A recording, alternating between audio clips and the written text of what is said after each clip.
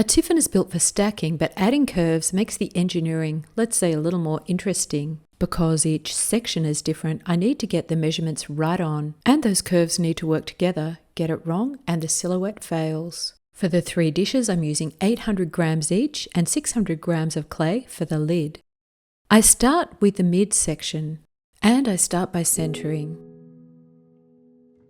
I'm using a fine white mid-fire clay. Any clay will work for this, but I want to keep with the blue and white theme of my recessed lid. I've flattened the clay to 14.5 centimetres, and I open up. I've left about 7 mil in the base, and I leave a little extra clay on the outside of the base. I'll use this to trim a flange. I bring up the walls to 8 centimetres, and I give the walls a bit of an inward curve. I want to check the measurements, and then I trim around the base so the base of this dish will fit into the rim of the bottom dish. So as I trim, I'm creating that flange, and then I just smooth that curve. So the midsection is the simplest. Both the top and the bottom are the same width. It can be tricky to measure that bottom width, so I use calipers. And then I wire through. I set aside to dry to leather hard. Now for the base, and I'm going to speed this one up a little. It's pretty much the same with a bit of an adjustment to the measurements.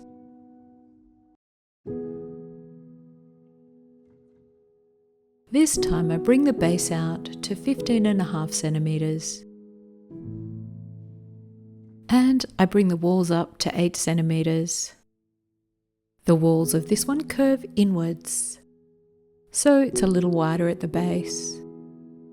The difficult part of this project really is envisaging how those curves are going to fit together, and of course making sure that the midsection will fit on top of the base. And then I do it again. The top section flares outwards, so it's a mirror of the lower section. I'll speed through this part. So the top flares out to 15.5 centimetres, and I make sure that the base fits into the top of the midsection. Finally, I can make the lid. I centre the final piece of clay. This one's the 600 grams. And then I flatten the clay to about 16 centimetres. I push down into the clay, leaving about 3/4 of a centimetre, and then open up. So you don't miss our videos, remember to subscribe to our channel. It's much appreciated. I open up to about 14 centimetres, leaving enough clay around the outer edge to form a flange. And then I push into that clay around the outer edge. The flange needs to be slightly less than 15.5 centimetres in diameter. That's so it'll fit down into the top dish. I tidy up with a sponge. And then I do a final measurement. I wire through and I set aside all pieces to dry to leather hard. My pieces are leather hard and I can trim. I check to see how well my pieces fit together and how much I might have to adjust. And starting with the base, I upend, centre and fasten.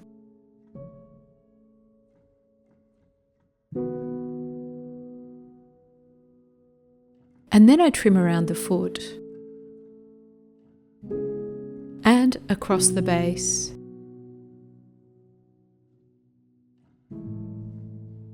The trimming really is that simple, and I can move on to the next piece. So this is the midsection, and the base of the midsection has to fit into the top of the base. So I need to make that ledge on the base a little more defined so it fits snugly into the rim. Other than that, it's pretty straightforward. And the top section. Once again, just paying attention to defining the instep around the foot. Finally, for the lid, I just trim across the top and smooth the lid.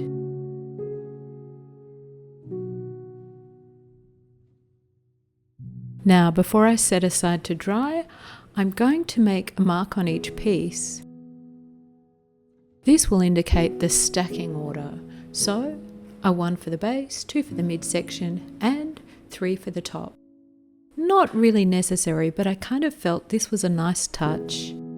And then I set aside to dry fully. Once the pieces are bone dry, I decorate.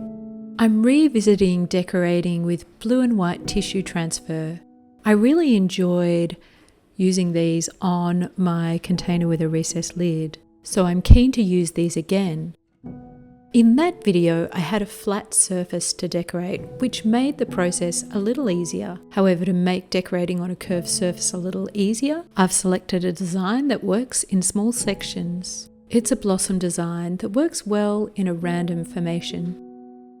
I apply them with the underglaze side to the greenware, add some water, and then, when they're fully dry, peel them back, hopefully revealing the transferred design. And, as sometimes happens, if the transfer is a little sketchy, I can touch the design up with a bit of matching colorant. I want a bit of a gradient where the design's a little sparse at the bottom and gets a bit busier towards the top. And then I bisque fire. Once bisque fired, I'm ready to glaze. Once again, I'm glazing with a brush on clear.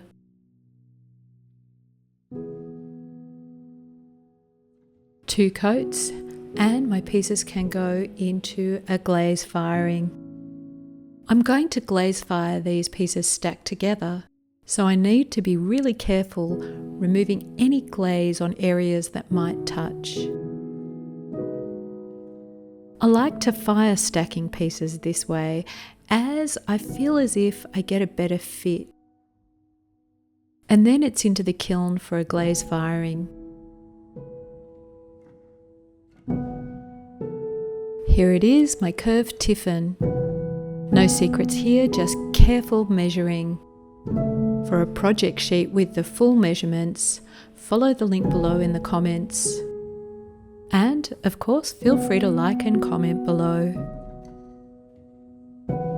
And if you make this project, I'd love to see how you go.